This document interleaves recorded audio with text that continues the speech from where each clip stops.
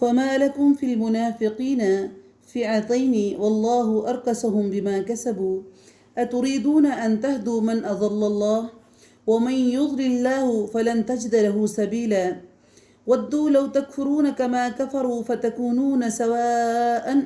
فلا تتخذوا منهم أولياء حتى يهاجروا في سبيل الله فإن تولوا فخذوهم واقتلوهم حيث وجدتموهم ولا تتخذوا منهم وليا ولا نصيرا إلا الذين يصلون إلى قوم بينكم وبينهم ميثاق أو جاءوكم حصرت صدورهم أن يقاتلوكم أو يقاتلوا قومهم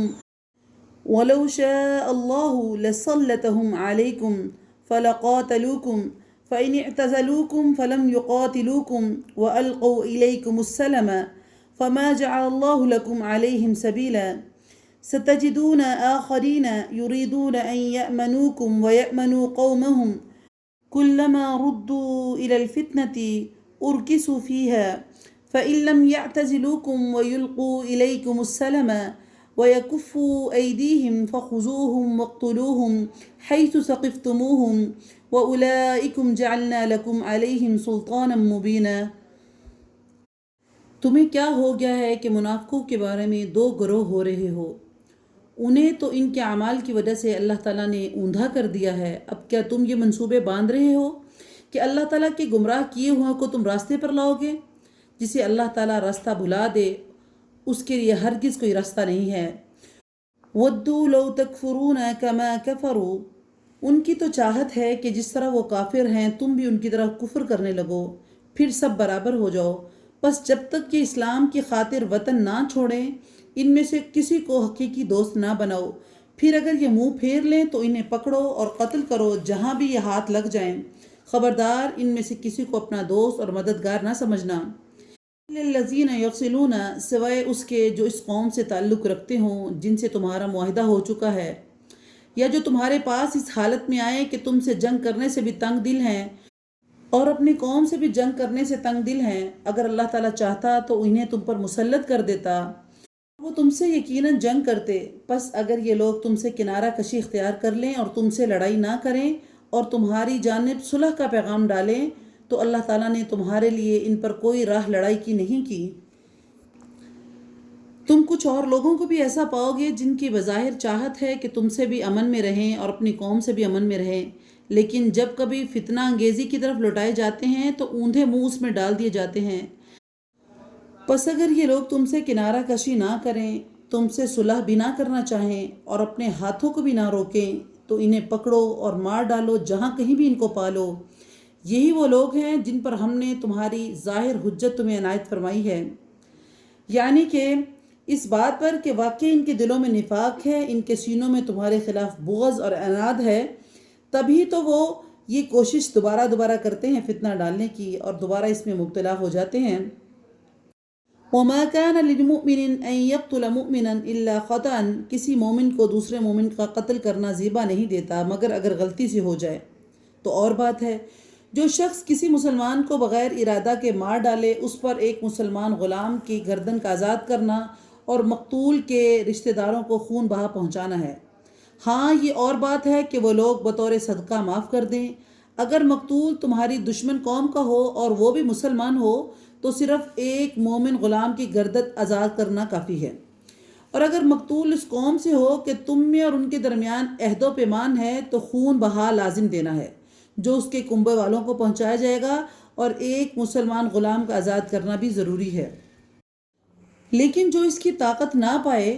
اس کے ذمہ 2 مہینے کے لگاتار روزے ہیں اللہ تعالیٰ سے بخشوانے کے لیے۔ اللہ تعالیٰ بخوبی جانتا ہے اور حکمت والا ہے۔ وَمَن يَقْتُلْ مُؤْمِنًا مُتَعَمِّدًا فَجَزَاؤُهُ جَهَنَّمُ، یہ پہلی صورت بتائی جا رہی ہے جس نے جان بوجھ کر قتل نہیں کیا، اس کے ذمہ ہے کہ وہ غلام کو آزاد کرے گا اور اس کے گھر والوں کو دیت دے گا یا روزے رکھے گا وغیرہ وغیرہ۔ لیکن جو کسی مومن مسلمان کو جان بوجھ کر قصداً ارادہ کے ساتھ قتل کر دے اس کی سزا دوزخ ہے جس میں وہ ہمیشہ رہے گا، اس پر اللہ تعالیٰ کا غضب ہے، اس پر اللہ تعالیٰ کی لعنت ہے، اور اللہ نے اس کے لیے بہت بڑا عذاب تیار کر رکھا ہے۔ یا ایھا الذین آمنوا اذا ضربتم فی سبیل اللہ فتبينوا ولا تقولوا لمن ألقى إليكم السلم لست مؤمنا تبتغون عرض الحياة الدنيا فعند الله مغانم كثيرة كذلك كنتم من قبل فمن الله عليكم فتبينوا إن الله كان بما تعملون خبيرا لا يستوي القائدون من المؤمنين غير أولي الضرر المجاهدون في سبيل الله بأموالهم وأنفسهم فضل الله المجاهدين بأموالهم وأنفسهم على القائدين درجة وكلا وعد الله الحسنى وفضل الله المجاهدين على القائدين أجرا عظيما درجات منه ومغفرة ورحمة وكان الله غفور رحيما۔ اے ایمان والو، جب تم اللہ کی راہ میں جا رہے ہو تو تحقیق کر لیا کرو، اور جو تم پر سلام کرے تو تم اسے یہ نہ کہہ دو کہ تو ایمان والا نہیں ہے۔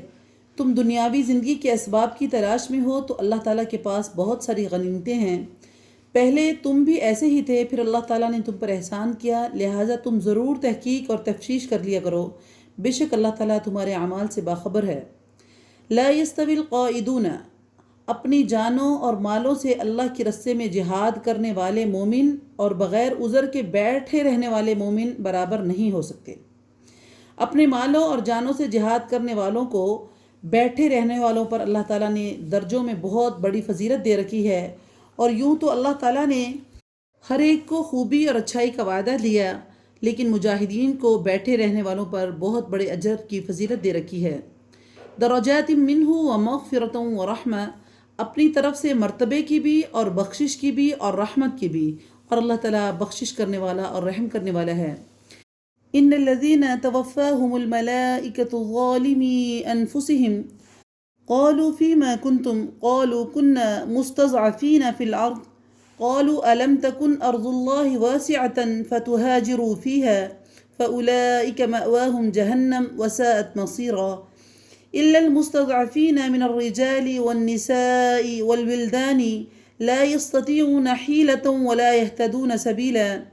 فأولئك عسى الله أن يعفو عنهم وكان الله عفوا غفورا ومن يهاجر في سبيل الله يجد في الأرض مراغما كثيرا وسعة ومن يخرج من بيته مهاجرا إلى الله ورسوله ثم يدركه الموت فقد وقع أجره على الله وكان الله غفورا رحيما۔ جو لوگ اپنی جانوں پر ظلم کرنے والے ہیں، جب فرشتے ان کی روح قبض کرتے ہیں تو پوچھتے ہیں کہ تم کس حال میں تھے؟ یہ جواب دیتے ہیں کہ ہم اپنی جگہ پر کمزور اور مغلوب تھے۔ فرشتے کہتے ہیں کہ اللہ تعالیٰ کی زمین کشادہ نہیں تھی کہ تم ہجرت کر جاتے؟ یہی لوگ ہیں جن کا ٹھکانہ جہنم ہے اور وہ پہنچنے کی بہت بری جگہ ہے۔ یہ آیت ان لوگوں کے لیے نازل ہوئی جو مکہ میں اور اس کے قرب و جوار میں رہتے تھے اور مسلمان ہو چکے تھے، لیکن انہوں نے اپنے آبائی علاقے اور خاندان کو چھوڑ کر ہجرت کرنے سے گریز کیا، جبکہ مسلمانوں کی قوت کو ایک جگہ پہ جمع کرنے کے لیے اللہ رب العزت نے ہجرت کا تاکیدی حکم دیا تھا۔ اس لیے جن لوگوں نے ہجرت کے حکم پر عمل نہیں کیا ان کو ظالم قرار دیا گیا اور ان کا ٹھکانہ جہنم بتایا گیا، جس سے ایک تو یہ معلوم ہوا کہ حالات کے اعتبار سے اسلام کے بعض احکام کفر یا اسلام کے مترادف بن جاتے ہیں، جیسے اس موقع پر ہجرت اسلام اور اس سے گریز کرنا کفر قرار دیا گیا ہے، اور دوسرا یہ معلوم ہوا کہ ایسے دارالکفر سے ہجرت کرنا فرض ہے جہاں اسلام کی تعلیمات پر عمل کرنا مشکل ہو، اور وہاں رہنا کفر ہے اور اہل کفر کی حوصلہ افزائی ہے۔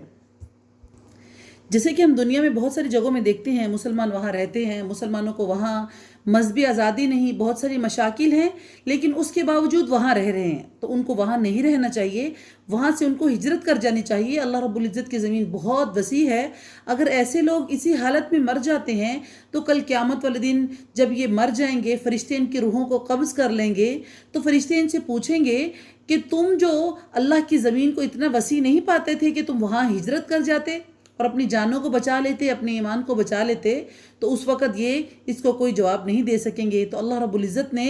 ایسے لوگوں کو کہا ہے کہ ان کا جو خاتمہ ہے وہ کفر پر ہو رہا ہے، لیکن کچھ لوگوں کو استثناء دیا۔ اللہ رب العزت اگلی آیت میں کہہ رہے ہیں إِلَّا الْمُسْتَضْعَفِينَ مِنَ الرِّجَالِ وَالنِّسَاءِ وَالْوِلْدَانِ، مگر جو مرد، عورتیں اور بچے کمزور ہیں، بے بس ہیں، جنہیں نہ تو کسی چارہ کار کی طاقت ہے اور نہ کسی راستے کا علم ہے۔ فَأُولَئِكَ عَسَى اللَّهُ أَن يَعْفُوَ عَنْهُمْ، اور قریب ہے کہ اللہ تعالیٰ ان سے درگزر کرے، اللہ تعالیٰ درگزر کرنے والا اور معاف کرنے والا ہے۔ وَمَن يُهَاجِرْ فِي سَبِيلِ اللَّهِ، اور جو کوئی اللہ کی راہ میں وطن چھوڑ کر جائے گا وہ زمین میں بہت ساری قیام کی جگہ پائے گا اور کشادگی بھی پائے گا، اور جو کوئی اپنے گھر سے اللہ تعالیٰ اور اس کے رسول کی طرف نکل کھڑا ہوا پھر اسے موت نے آ پکڑا تو یقیناً اس کا اجر اللہ کے ذمے ہے، اللہ تعالیٰ بڑا بخشنے والا اور مہربان ہے۔ یعنی یہاں پر استثناء صرف ان لوگوں کو ملا جن کے وسائل کم ہیں، جو محروم تھے، راستے سے بے خبر تھے۔ بچے اگرچہ شرعی احکام کے مکلف نہیں ہوتے، لیکن یہاں ان کا ذکر ہجرت کی اہمیت کو واضح کرنے کے لیے کیا گیا ہے کہ بچے تک بھی ہجرت کرے، لیکن اگر ان کے لیے مشکل ہے، وہ نہیں کر سکتے، ان کو راستے معلوم نہیں ہیں، ان کے پاس طاقت نہیں ہے، تو ایسی صورت میں اللہ ان سے درگزر کرے گا، اللہ ان کو معاف کرنے والا ہے۔ اور دوسری چیز اس میں یہ واضح کی گئی ہے کہ نیت کے مطابق آپ کو ثواب ملے گا۔ یعنی ایک بندہ ہجرت کرنا چاہتا ہے لیکن اس کے پاس وسائل نہیں ہے، اور ایک بندے کے پاس وسائل بھی ہیں لیکن وہ ہجرت نہیں کر رہا اور وہ دارالکفر میں رہ رہا ہے اور وہاں پر مشکلیں برداشت کر رہا ہے، تو اللہ رب العزت نیت کو یہاں پر واضح کر رہے ہیں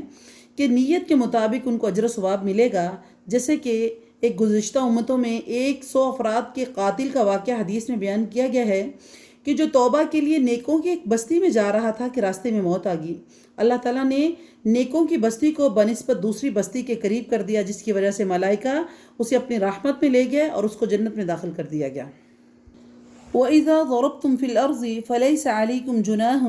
أَن تَقْصُرُوا مِنَ الصَّلَاةِ إِنْ خِفْتُمْ أَن يَفْتِنَكُمُ الَّذِينَ كَفَرُوا إِنَّ الْكَافِرِينَ كَانُوا لَكُمْ عَدُوًّا مُبِينًا۔ جب تم سفر میں جا رہے ہو تو تم پر نمازوں کے قصر کرنے میں کوئی گناہ نہیں ہے، اگر تمہیں ڈر ہو کہ کافر تمہیں ستائیں گے، یقیناً کافر تمہارے کھلے دشمن ہیں۔ جب تم ان میں ہو تو ان کے لیے نماز کھڑی کرو، تو چاہیے کہ ان کی ایک جماعت تمہارے ساتھ اپنے ہتھیار لیے کھڑی ہو، پھر جب یہ سجدہ کر چکے تو یہ ہٹ کر تمہارے پیچھے آ جائیں، اور وہ دوسری جماعت جس نے نماز نہیں پڑھی وہ آ جائے اور تیرے ساتھ نماز ادا کرے، اور اپنا بچاؤ اور اپنے ہتھیار لیے رہو۔ کافر چاہتے ہیں کہ کسی طرح تم اپنے ہتھیاروں اور اپنے سامان سے بے خبر ہو جاؤ تو وہ تم پر اچانک دھاوا بول دیں۔ ہاں، اپنے ہتھیار اتار رکھنے میں اس وقت کوئی گناہ نہیں ہے کہ جب کہ تم تکلیف میں ہو یا بارش کی وجہ سے یا بیمار ہونے کی وجہ سے، اور اپنے بچاؤ کی چیزیں ساتھ لیے رہو۔ یقیناً اللہ تعالیٰ نے منکروں کے لیے ذلت کی مار اور ذلت کا عذاب تیار کر رکھا ہے۔ فَإِذَا قَضَيْتُمُ الصَّلَاةَ فَاذْكُرُوا اللَّهَ قِيَامًا وَقُعُودًا وَعَلَى جُنُوبِكُمْ، اور پس جب تم نماز ادا کر چکو تو اٹھتے بیٹھتے لیٹتے اللہ کا ذکر کرتے رہو، اور جب اطمینان پاؤ تو نماز قائم کرو۔ یقیناً نماز مومنوں پر مقرر وقتوں پر فرض ہے۔ یہاں نماز قصر کا ذکر کیا جا رہا ہے۔ ایک تو ہم سفر کی حالت میں نماز قصر ادا کرتے ہیں، دوسری صورت ہے ان خفتم، اگر تمہیں ڈر ہو، یعنی جنگ کی حالت میں اگر تم ہو، تمہیں ڈر ہو تو تم اپنی قصر نماز پڑھ سکتے ہو۔ دوسری چیز یہاں پر بتائی جا رہی ہے صلاۃ الخوف کی، یعنی کہ اگر مسلمان جنگ کی حالت میں ہوں، کافروں کے ساتھ ان کی فوجیں جنگ کر رہی ہوں، تو ایک لمحے کے لیے بھی غفلت جو ہے وہ مناسب نہیں ہے۔ ایسے حالات میں اگر نماز کا وقت ہو جائے تو صلاۃ الخوف پڑھنے کا حکم ہے، جس کی مختلف صورتیں ہیں۔ مثلاً فوج 2 حصوں میں تقسیم ہوگی، ایک حصہ دشمن کے سامنے کھڑا رہے گا تاکہ کافروں کو حملہ کرنے کا حوصلہ نہ ہو، اور ایک حصہ نبی کے پیچھے آ کر نماز پڑھے گا۔ جب یہ حصہ نماز سے فارغ ہو گیا تو پہلے کی جگہ واپس چلا جائے گا، اور جو وہاں پہلے کھڑے مورچہ زن تھے وہ وہاں آ کر نماز پڑھیں گے۔ آپ صلی اللہ علیہ وسلم نے دونوں حصوں کو ایک ایک رکعت کر کے نماز پڑھائی۔ اس طرح رسول اللہ علیہ وسلم نے صحابہ کو صلاۃ الخوف ایک ایک رکعت پڑھائی اور خود 2 رکعت پڑھی، اور باقی لوگوں کو ایک ایک رکعت پڑھائی۔ بعض روایت میں آتا ہے کہ رسول اللہ علیہ وسلم نے 2 رکعت پڑھائی اور خود اللہ کے رسول نے 4 رکعت ادا کی۔ یعنی خوف کی نماز میں بھی تخفیف کر دی گئی ہے، لیکن اللہ کے ذکر سے رکنے کی اجازت کہیں نہیں ہے۔ یہ نہیں ہے کہ اگر آپ کہیں کہ میں اللہ کے حکم سے رک جاتا ہوں یا اس وقت نماز نہیں پڑھتا، مجھے کوئی مشکل ہے، مجھے کوئی بیماری ہے، میں سفر میں ہوں، مجھ پر خوف ہے، نماز کسی صورت میں معاف نہیں۔ اللہ کا ذکر ہم چھوڑ نہیں سکتے۔ اور سب سے امپورٹنٹ چیز جو آیت کے آخر میں بتائی گئی ہے کہ ان الصلاۃ کانت علی المؤمنین کتابا موقوتا، کہ نماز جو مسلمانوں پر فرض ہے وہ وقت مقرر پر پڑھنا فرض ہے۔ یہ نہیں کہ ہم جس ٹائم مرضی اٹھ جائیں اور منہ اٹھا کے نماز شروع کر دیں، نہیں، اللہ نے فرض کیا ہے، وقت مقرر پر پڑھنا فرض کیا ہے۔ اس کے مجبوراً، ٹھیک ہے، آپ کسی مجبوری کی وجہ سے، سفر کی وجہ سے، کچھ مسائل کی وجہ سے آپ جو ہے نماز کو آگے پیچھے کر سکتے ہیں، لیکن ایسا نہیں ہے کہ آپ اس کو ہمیشگی اختیار اس پر کر لیں یا اس کام پر لگ جائیں اور ہمیشہ اسی طریقے سے پڑھیں، یا نماز کو چھوڑ دیں کہ ہم خوف میں تھے، ہم پر مشکل تھی، اس لیے ہم نے نماز نہیں پڑھی۔ تو یہاں یہ واضح ہوتا ہے کہ نماز کسی صورت میں معاف نہیں ہے، اللہ کا ذکر ہم چھوڑ نہیں سکتے، بلکہ اگر جنگ کی حالت میں بھی کھڑے ہو تو اس وقت بھی وقت مقرر کے اوپر نماز پڑھو، بس صورت تبدیل کر دی کہ ایک گروہ جا کے آگے لڑے اور دوسرا گروہ جا کے پیچھے نماز ادا کرے، یعنی نماز کو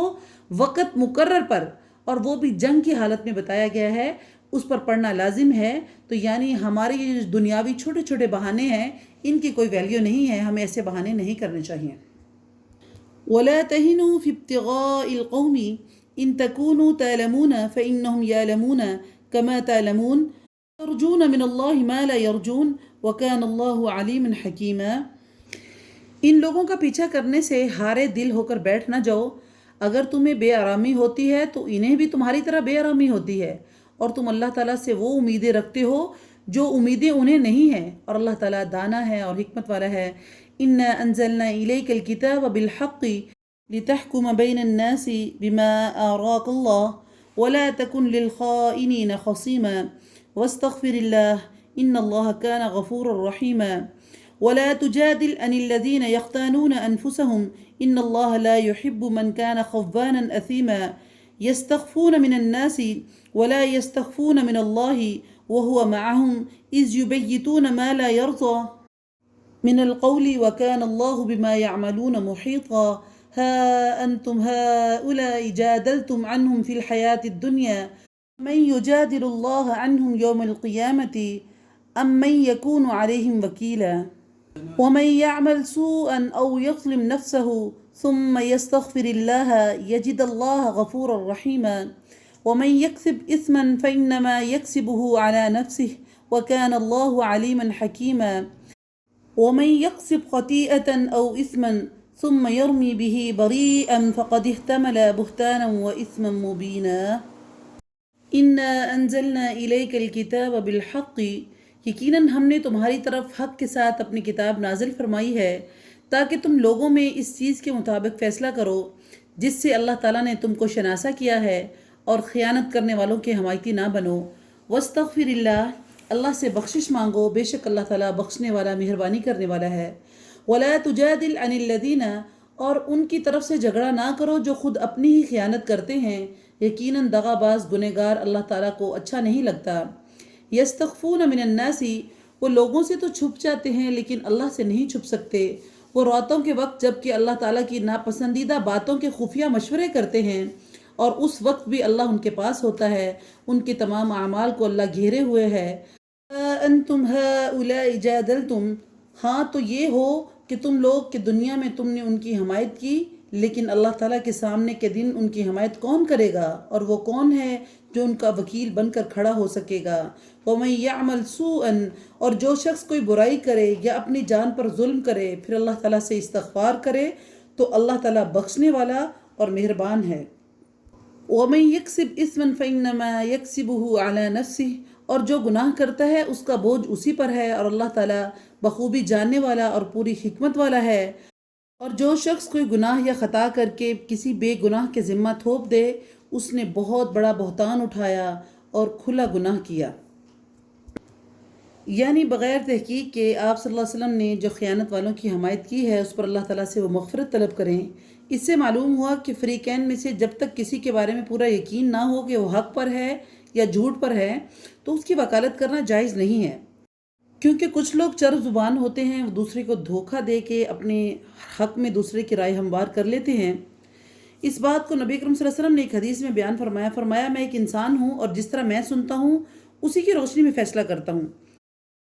ممکن ہے کہ ایک شخص اپنی دلیل اور حجت پیش کر کے اپنی ہوشیاری کے ساتھ یا اپنی گفتگو سے متاثر کر کے اپنے حق میں فیصلہ کروا لے اور میں اس کے حق میں فیصلہ کر دوں، اور حالانکہ وہ حق پر نہ ہو، اور اسی طرح میں دوسرے مسلمان کا حق اسے دے دوں۔ اسے یاد رکھنا چاہیے کہ یہ آگ کا ٹکڑا ہے، یہ اس کی مرضی ہے کہ وہ اسے لے لے یا اسے چھوڑ دے۔ ولولا فضل اللہ علیک ورحمتہ لہمت طائفۃ منہم ان یضلوک وما یضلون الا انفسهم وما یضرونک من شیء وانزل اللہ علیک الکتاب والحکمۃ وعلمک ما لم تکن تعلم وکان فضل اللہ علیک عظیما۔ لا خیر فی کثیر من نجواہم الا من امر بصدقۃ او معروف او اصلاح بین الناس ومن يفعل ذلك ابتغاء مرضات الله فسوف نؤتيه أجرا عظيما ومن يشاقق الرسول من بعد ما تبين له الهدى ويتبع غير سبيل المؤمنين نوله ما تولى ونصله جهنم وساءت مصيرا۔ اگر اللہ تعالیٰ کا فضل اور رحمت تجھ پر نہ ہوتی تو ان کی ایک جماعت نے تجھے بہکانے کا قصد کر ہی لیا تھا، مگر دراصل یہ اپنے آپ کو ہی گمراہ کرتے ہیں، یہ تیرا کچھ نہیں بگاڑ سکتے۔ اللہ تعالیٰ نے تجھ پر حکمت اور کتاب اتاری ہے اور تجھے وہ سکھایا ہے جسے تو نہیں جانتا تھا، اور اللہ تعالیٰ کا تجھ پر بہت بڑا فضل ہے۔ لا خیر فی کثیر من نجواہم، اور ان کے اکثر خفیہ مشوروں میں کوئی خیر نہیں ہے۔ ہاں، بھلائی اس کے مشورے میں ہے جو خیرات کا یا نیک بات کا یا لوگوں میں صلح کرانے کا حکم کرے، اور جو شخص صرف اللہ تعالیٰ کی رضامندی حاصل کرنے کے لیے یہ کام کرے اسے ہم یقیناً بہت بڑا ثواب دیں گے۔ وَمَن يُشَاقِقِ الرَّسُولَ مِن بَعْدِ مَا تَبَيَّنَ لَهُ الْهُدَى، اور جو شخص باوجود راہ ہدایت کے واضح ہو جانے کے بھی رسول اللہ صلی اللہ علیہ وسلم کے خلاف کام کرے اور تمام مومنوں کے راستے کو چھوڑ کر چلے، ہم اسے ادھر ہی متوجہ کر دیں گے